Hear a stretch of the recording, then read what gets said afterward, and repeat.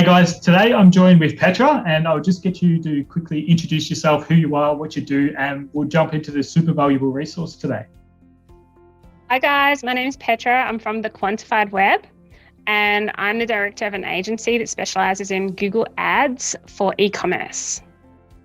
Yeah, and just quickly on me, I'm Lockie Thompson. If you didn't know already, I run Social Slingshot, a Facebook ads agency. And today we're just going to be talking about the differences between Facebook ads and Google ads, how they can benefit each other, especially for e-commerce businesses. And yeah, we'll just get into it. So do you just want to quickly explain what Google ads are and how they can help e-commerce businesses? Sure. So Google Ads actually covers quite a few different types of ads. So first of all, when it comes to e-commerce, the main ads that you'll see are the shopping ads.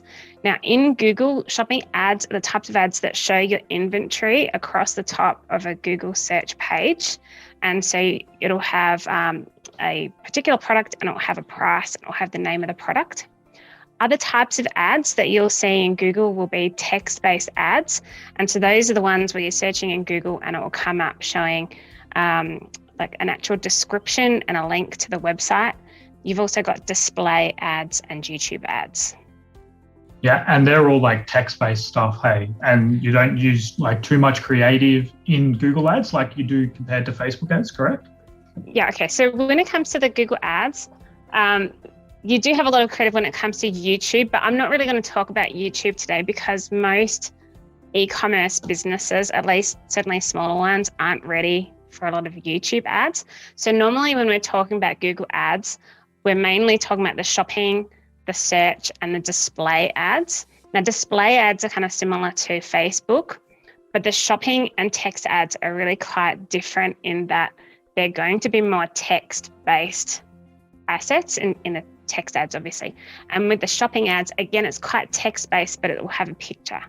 But everything is very keyword dependent in Google. It's really quite different from Facebook because it's got to be aligned with the actual words that someone's typing in when they're looking for an actual product. Yeah, so yeah, it's pretty different to Facebook ads. So with our Facebook ads, we like target based on interest and what interactions you've had previously on the platform and on Google, like things that you're searching for. And you may notice that once you start even talking around your phone to your girlfriend or something, maybe she's name dropped a couple of presents she might like for Christmas, for example, you'll start to see those ads pop up in your feed because Facebook kind of stalks you a lot and they really know what you're interested in. So they have so many millions probably of data points connected to your Facebook account. And then we as Facebook advertisers are able to use that data to target based on interest and things that you've already taken action on in the past. Whereas Google, you sort of just need to type in for a word. And this is my understanding. You sort of just need Google to type in for a word and Google has some of those interest points as well, but nowhere near to the same degree as Facebook. Like Facebook might have 50,000 different interests. Google has about 2,000 or so. So Google's not caring so much about the interest, but they're caring about what you actually typed in. And you can have the same situation with Google in terms of them listening in on your conversations these days, because with the way that they can process language, they can actually also hear what people are talking about if you have those kind of devices turned on, and they now turn into keywords. So it's very, very similar, but if instead of a interest, you're mainly dealing with keywords that someone's speaking or typing in, and that shows the intent that they have.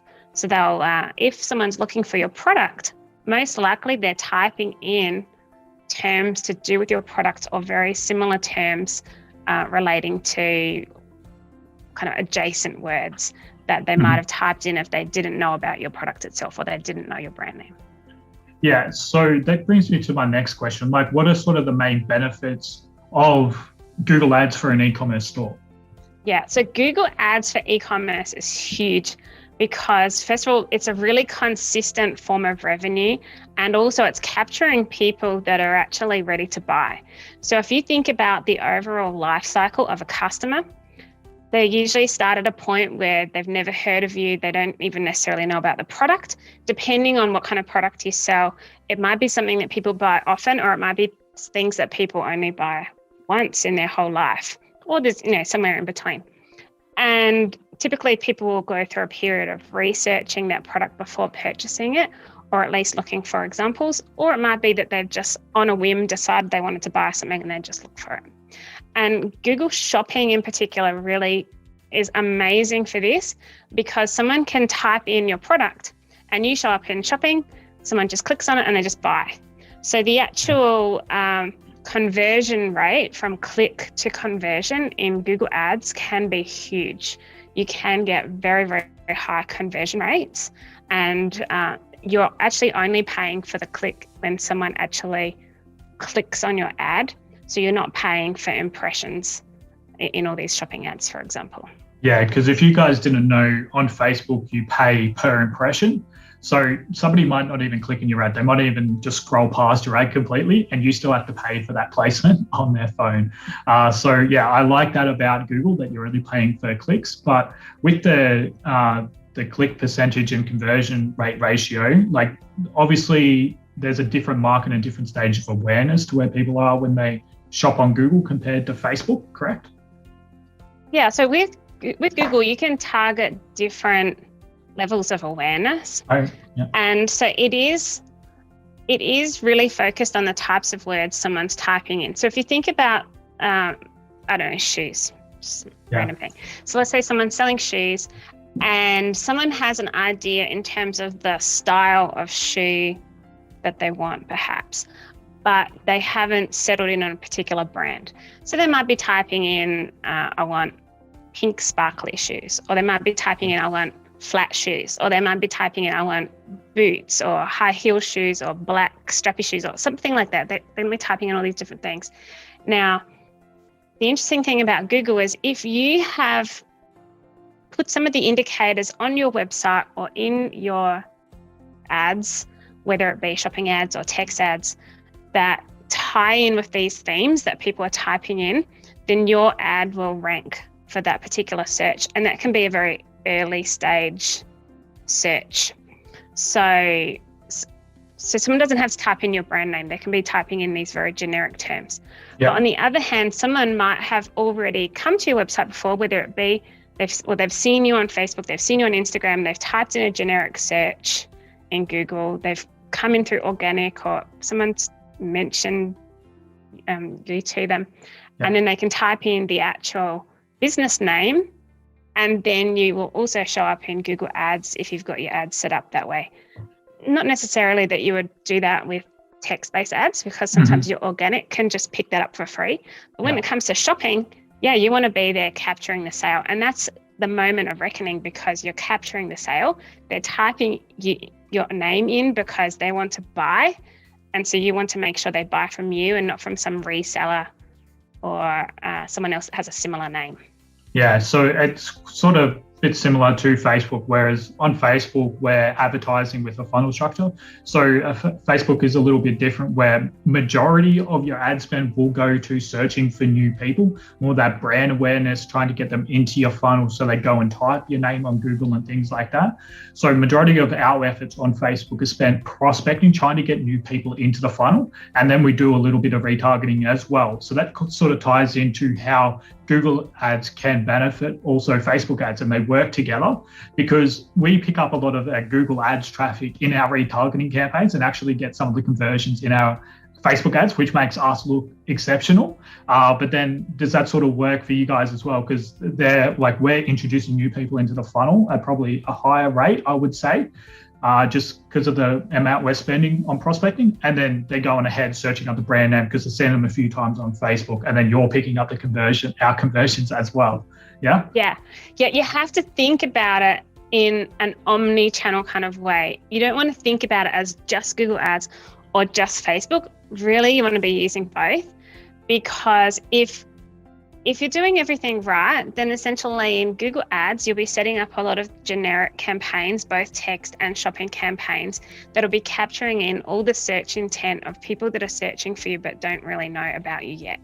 So that those people are looking to buy right now. Like ideally within the next 2 weeks, they're looking to buy. Then once they've come through to your website, they'll get picked up by Facebook remarketing campaigns. So once they're being picked up by those Facebook remarketing campaigns, which I'm sure you'll explain a bit further, but they will be seeing impressions over and over and over in Facebook, Instagram, wherever, about your product and reminding those people to come back and purchase. Now, when they come back to purchase, let's say they do type in your actual brand name rather than doing another generic search. Mm-hmm. First of all, you can completely dominate the shopping results with you so they don't go to a reseller. And second of all, if for some reason you don't have your organic search ranking there yet, then you can also put up a text-based ad as well to make sure that you definitely collect the conversion. Yeah. So that means if you're not already on the first page of Google, you can pay to have that placement on the first page, correct? Or if you have a generic business name. So some people have a business name. Like, let's talk about that shoes example. Let's say your name was Bob's Brown Shoes, like a silly name. Yeah. Let's say your name's Bob's Brown. I can't even say it. And then someone searched for brown shoes. Yeah. Then you're kind of going to come up there, or like it's one of those ones where if it's like generic terms, everyone else who's advertising for brown shoes are going to show up when they type in your business name. Yeah. If you've got a really specific business name, it's more likely that you're going to come up on number one on Google and you're not going to have competitors vying for your terms. Mm-hmm. But if you've got a generic name, or if for some reason your SEO is just not quite there yet, having that ad that makes sure that people can come in and buy from you when they're ready to buy just makes a huge difference. The return on ad spend you get on those branded campaigns is humongous. Yeah, I imagine you get some pretty good results, especially if like people are searching the brand name and they're already aware of it. Like some of those ROASs, you track ROAS, in Google Ads. Yeah, for sure. Yeah, yep. Definitely. Yeah, you have to track ROAS. So we have the revenue come directly into Google Ads, and then different agencies will have different choices in terms of how they attribute it. There's a myriad of different ways you can attribute it within Google Ads. But I typically see some of my clients on the branded campaigns are getting a return on ad spend of 100 times. So for every $1 they're spending, they're making $100 back. But when we're talking about established clients, I usually tell them not to spend a lot of money on, not to put everything into those branded ads if they're already ranking number one in Google Organic. Anyway, we want to go more for the prospecting, bring more people in, and that makes everything work. Yeah, when we see 100 times return on investment, it's usually on the remarketing campaigns. Like people are already aware of our business. So obviously you might not even break even on some of your prospecting campaigns. We like to, but that's not always the case. But as long as you have that funnel structure and you're hitting people over and over and over again, not to the point where you piss them off and they walk away, but just to a point where you've got that sweet spot. You're always switching up the content on Facebook to hit different pain points, hit different use cases and things like that. And then maybe some ad, like for a playmat, for example, maybe somebody's using it just because it's easy to clean, whereas somebody's using it because it's nice and squishy. And you can use those different creatives within Facebook to actually like market to different segments and things like that. Yeah, that's cool. Actually, that's something that is fantastic about Facebook, the fact that you can construct different stories around it, whereas Google doesn't tend to be so story-based. It's really cut and dried data-based, but we can do remarketing as well in Google. So we also see really good return on ad spend on the remarketing ads, but the remarketing ads will typically be, hey, here we are again, here's our products, or it'll be some kind of banner ad. It's not going to be as nuanced as a Facebook ad because we haven't really got a story that's tied in with that. But with the Google remarketing, personally, I don't like to bug people too much either if they haven't purchased straight away. So one thing that I like to do is have a more aggressive remarketing schedule within the first 30 days. And then after that, we can remarket up to 540 days since they've come to the website. But I'll turn it down to only about 15 or so impressions a month so that they're just getting regular impressions, but you're not in their face because no one wants to be hearing from you all day, every day. Yeah. If it was something that they looked at 6 months ago, but you still want to be keeping in touch with them. It's like those regular touch-ins definitely lead to return on ad spend. Yeah, especially that's super important when you're working with like returning customer percentages and things like that. Just keeping them top of mind all the time. Now, with our Facebook, we only go back 365 days as our max on Facebook, but a lot of our I audience. actually thought it was 180, so that's better than I thought. Oh, maybe that's the email list. I'll have to double check. I know there's, we don't usually go back that far. Facebook. Yeah, we usually don't go back that far because we've found a sort of like a sweet spot due to the iOS 14 updates. We can't go super small either because a lot of people have opted out. So we've sort of found a sweet spot in like that 90-day range. So within that 3 months, they're getting a fair few impressions, probably like 10 impressions or so throughout the funnel. So different creatives, different storytelling, different pain points, that sort of thing throughout that. So yeah, that's sort of the date ranges that we're working towards. Yeah. Yeah, sure. Look, I'm not even sure if really the 540 days actually has a lot of users in it by 540, because if someone clears their cookies, then they're no longer in your remarketing list. So, yeah. I mean, I guess in Facebook data is all stored somewhere in the secret squirrel archives of Facebook, but yeah. Google data is really cookie based. Mm-hmm. So if someone clears your cookies, they're out of the remarketing list.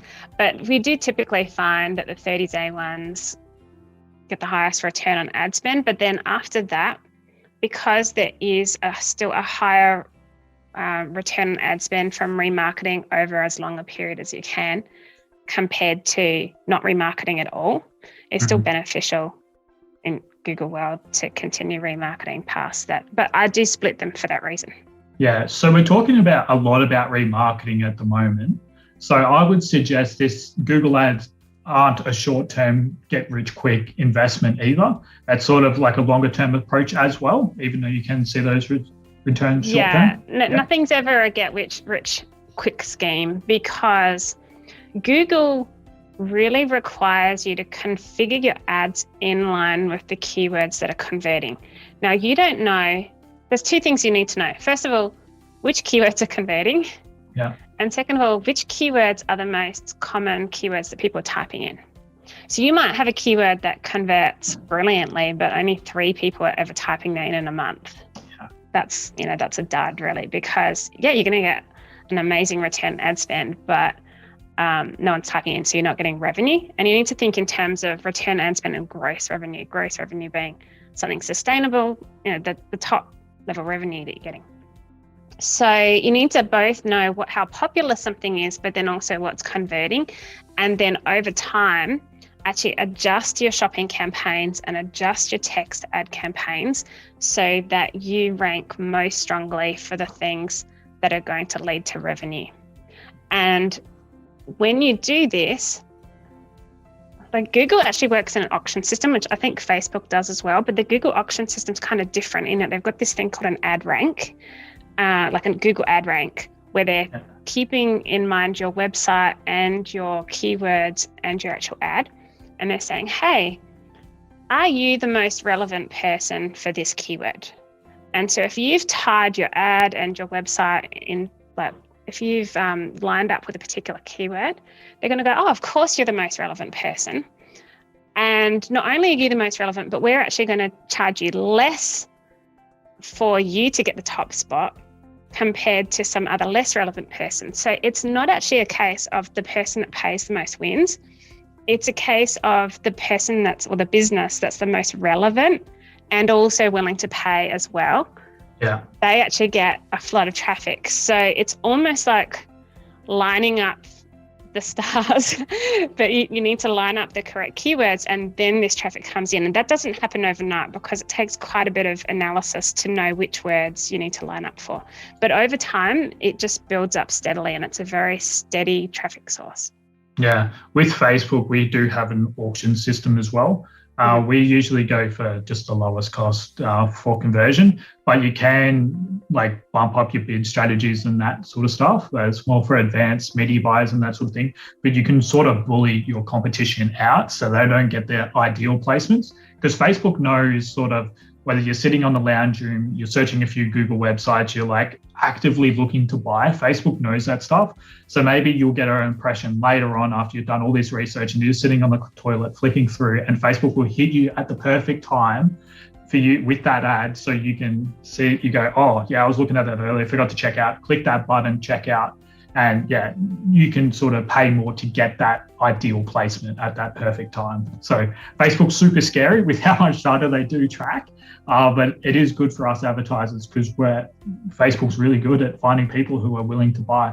And there's different, I don't know whether on Google there's different marketing objectives, but on Facebook, there's 13 different marketing objectives. So you can optimize for, say, engagement or brand awareness, or you can go for traffic, or you can go for conversions, or you can go for landing page views, things like that. Is there sort of a similar setup on Google? Yeah.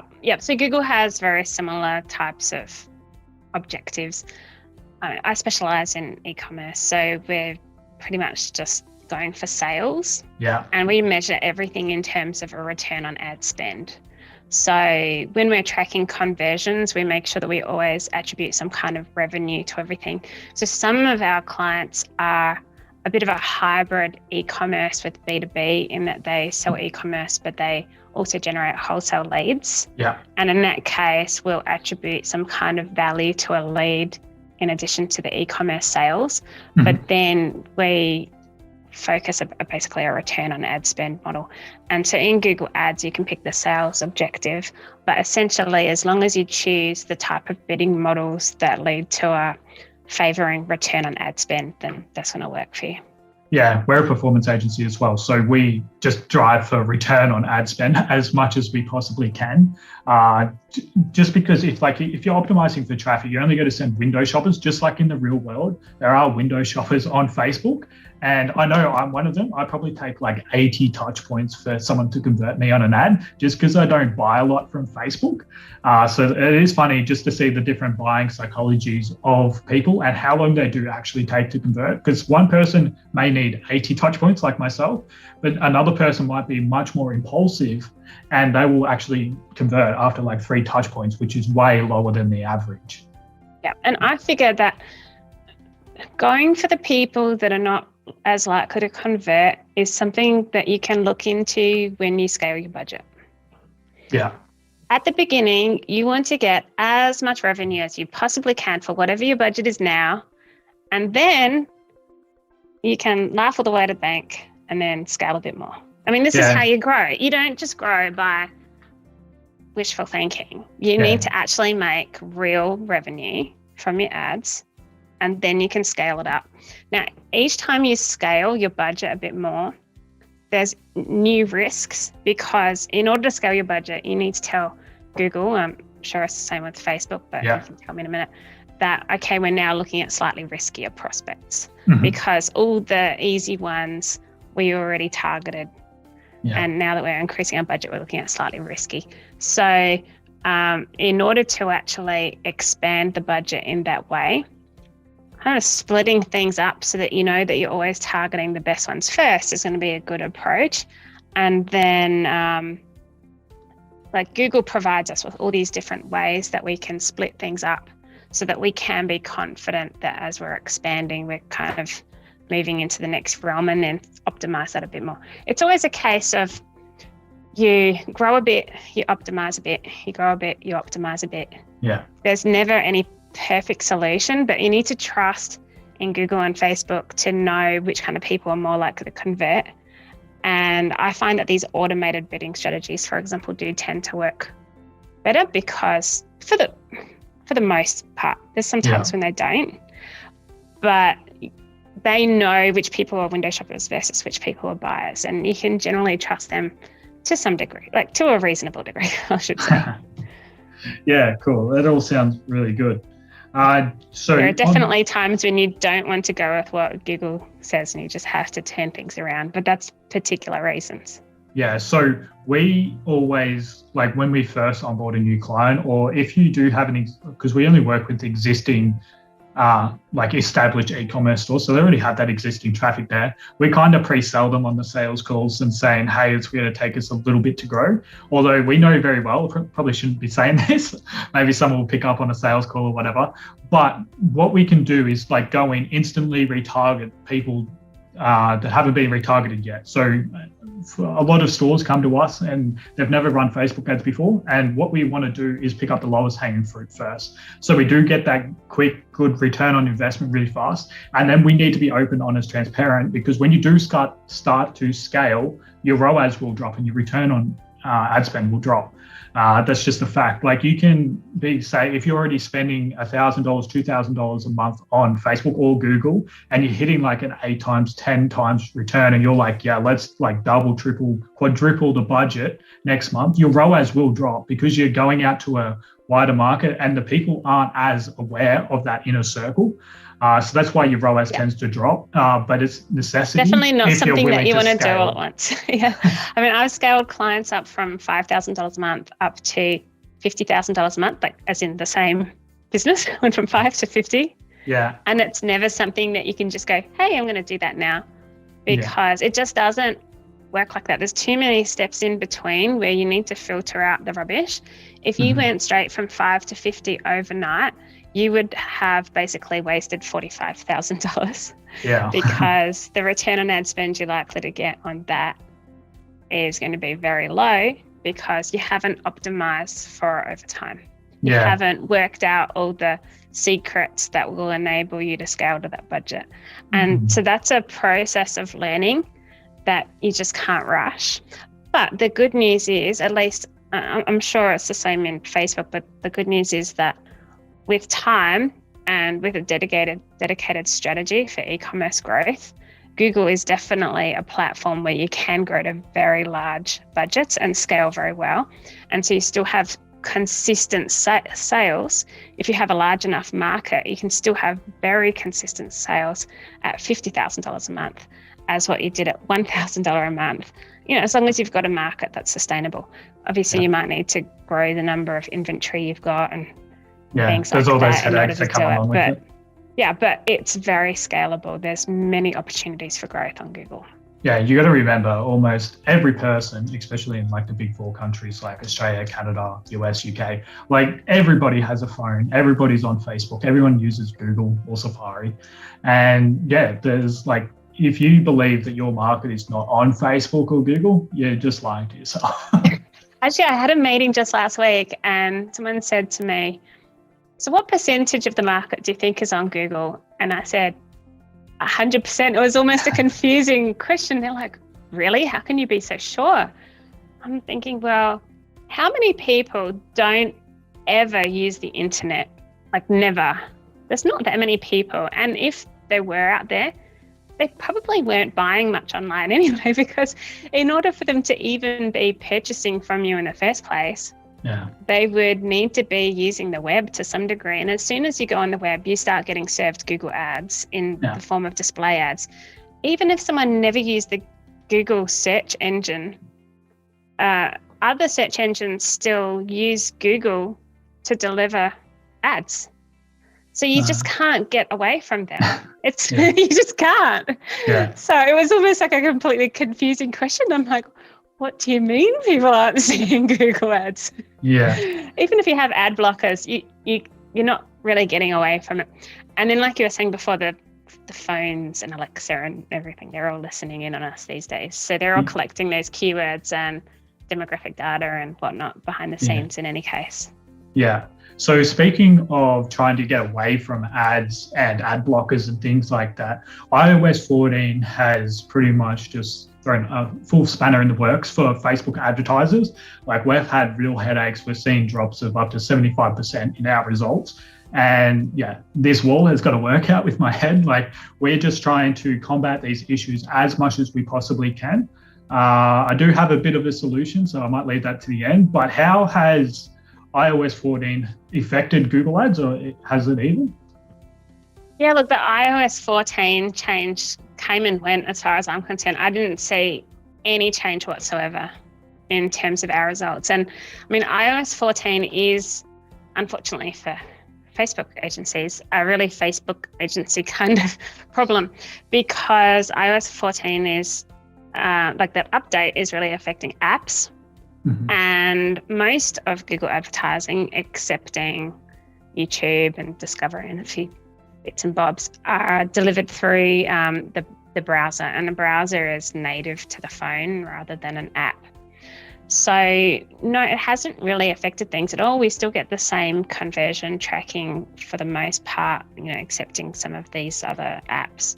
Yeah. So no, it hasn't really affected us too much, but I do understand it's been a real pain in Facebook land. I mean, those people are all still there. It's just that they're not getting tracked as easily. So how have you dealt with it? So every account's being affected differently. So some clients were like, we haven't noticed a drop, whereas other clients, they like legit dropped like 75% of their results. So it's been a huge headache, and trying to explain that to people as well has been very difficult, because if you're not right into the e-commerce space and the data tracking side of things, it's really hard to understand and get your head around it. So pretty much the iOS 14 enabled people to opt out of tracking. So when you do that, your ads become less relevant. You'll start to see weird ads pop up. If you do have an iPhone, or if you're at home listening, if you have an iPhone and you've opted out of that tracking on Facebook and Instagram especially, you'll probably start to see less relevant ads than usual, just because Facebook can't actually use the data when you're using certain apps. So it's a real pain, and especially with our remarketing and retargeting and re-engagement audiences. So like people like your social engagers, your website visitors, your add to cart people, those audiences have actually decreased because so many people have actually opted out, because you're opted out by default. So unless you like understand what's happening or somebody's told you about it to opt in, if you want to opt in, you're not being tracked. So it's really a pain in the ass for us Facebook advertisers, but most people are unaware of it. Like the common consumer is unaware of it, and they just opted out automatically. So yeah, I'm not sure whether if more people knew about it, they would opt in or not, because privacy is such a big issue. But yeah, it's been really a headache for us Facebook advertisers. But at the moment, we've been working on a solution with this software company or data tracking company in the US. And what they're essentially doing is every time an ad is clicked from Facebook, they're creating a unique user ID and then tracking all the Shopify stats through that unique user ID and feeding that back into Facebook. So we can actually now track all the data. And that only released a couple of days ago. And I was one of the first people to get a hold of that. So that's sort of solving the iOS solutions for our clients and taking. They're passing it back through as events.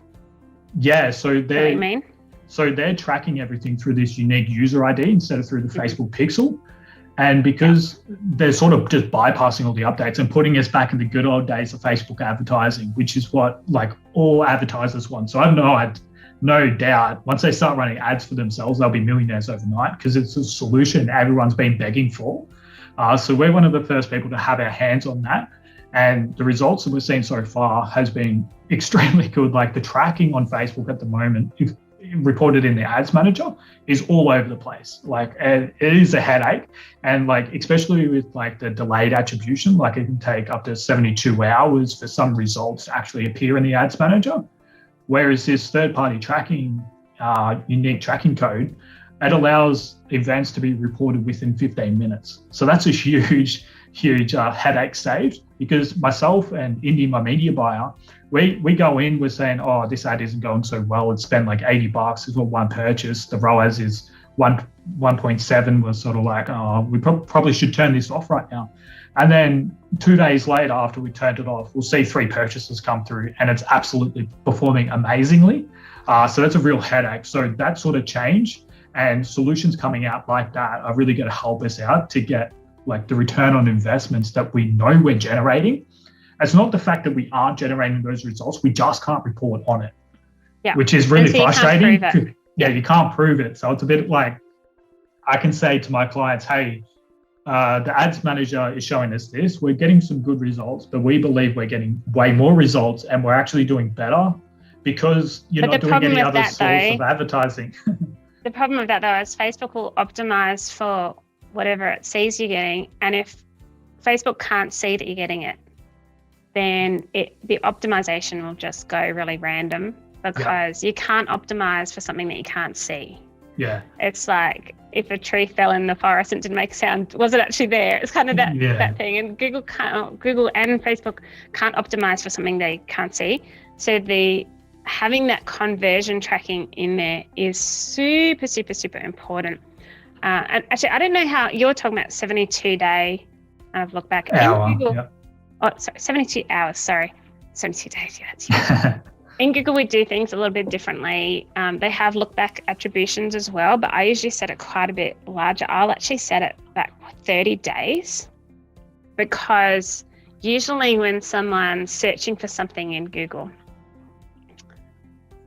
if they're starting out with very generic searches, they're not necessarily at the point of buying things yet. Yeah. But it's almost like it goes Google, then Facebook, then Google, because someone might be doing very generic Google searches. They come to the website, they see the product, they're kind of thinking about it. Then you start remarketing in Facebook, and then they come back to Google for the final sale part, which is where they're actually typing in the product because they want to buy it now. And that's when you want to make sure they buy from you and not from some other copycat product or a reseller.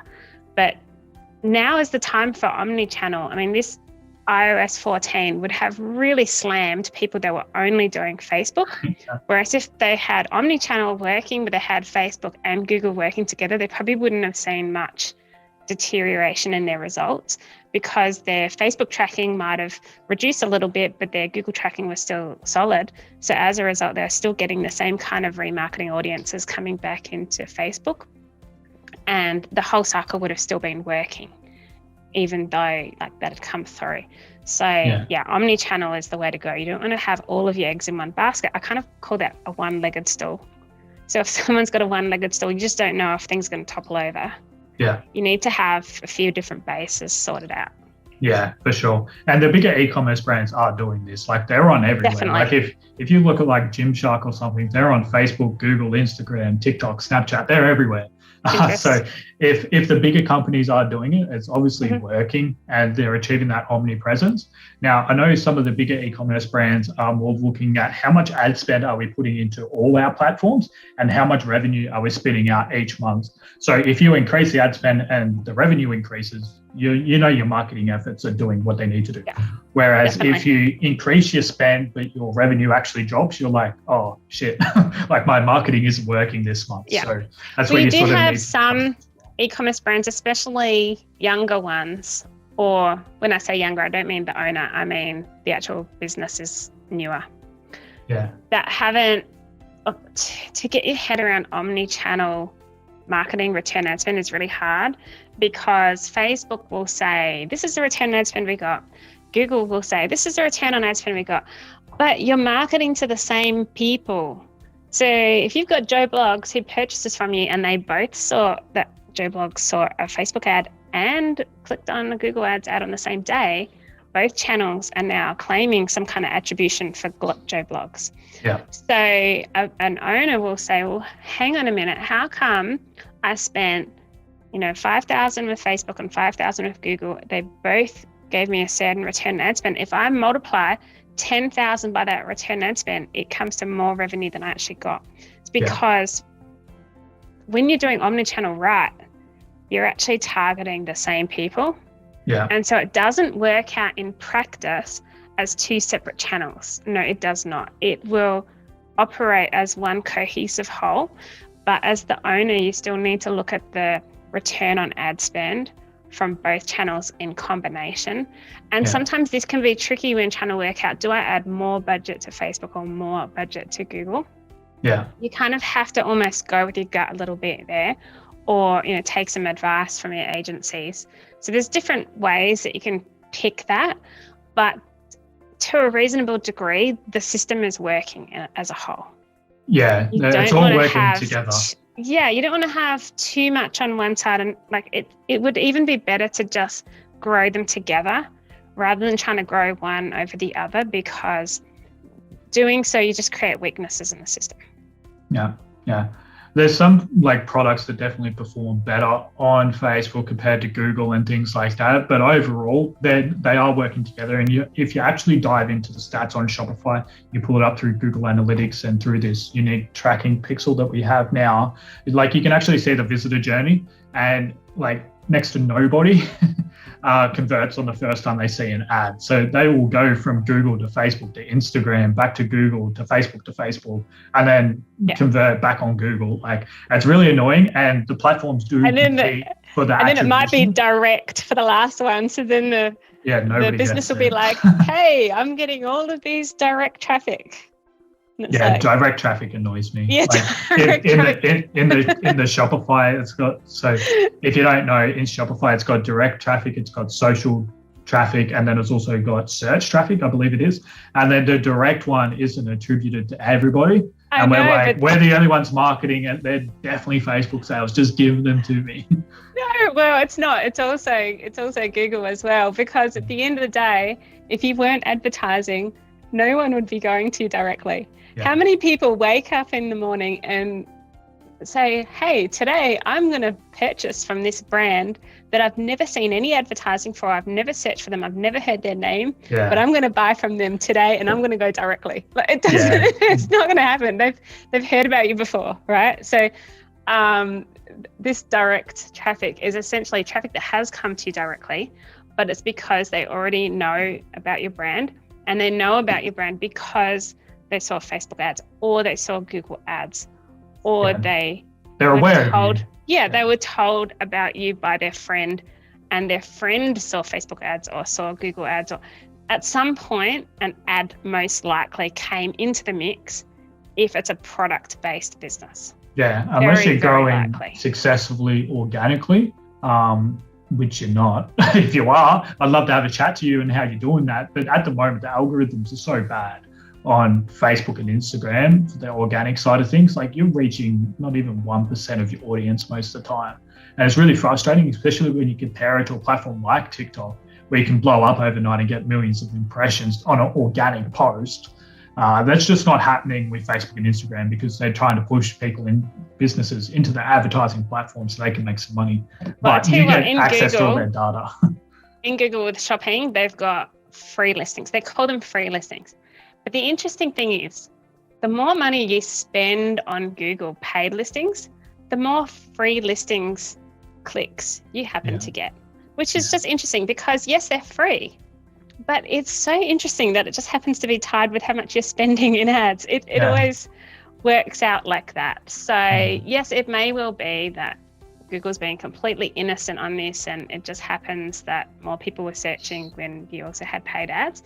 I'm not saying there's necessarily like a thing going on here, but the more impressions you have overall, the more free stuff you get too. The free stuff is the stuff that's coming along for the ride with the paid stuff.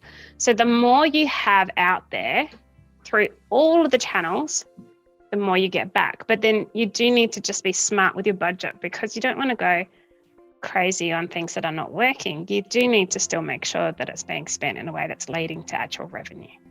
Yeah, for sure. And you got to remember, these are companies too, and there's people at the top that are taking some cream off the top and making a lot of money from it. So they want to fill their own pockets as well. They're running businesses. So that's what Facebook and Google are. Their money comes from advertising, so why wouldn't they push it as much as they possibly can and force people to do it? But in return, they're a fantastic service, and we see really, really great return on investment for our clients, and as I'm sure you do too for your Google Ads clients. That's sort of it. So do you have any sort of last questions, thoughts? We'll sort of wrap this up. Yeah, look, we've covered so many topics. It's interesting, isn't it? I'm sure there's some people watching this going, you haven't answered my question, and I'm really sorry, but we've covered so many things. I think this has been a really great conversation. Yeah, sort of went down a few rabbit holes. Maybe should do a live next time so people can comment through or something like that. But if you have any questions whatsoever, wherever you're seeing this video, just drop them in the comments.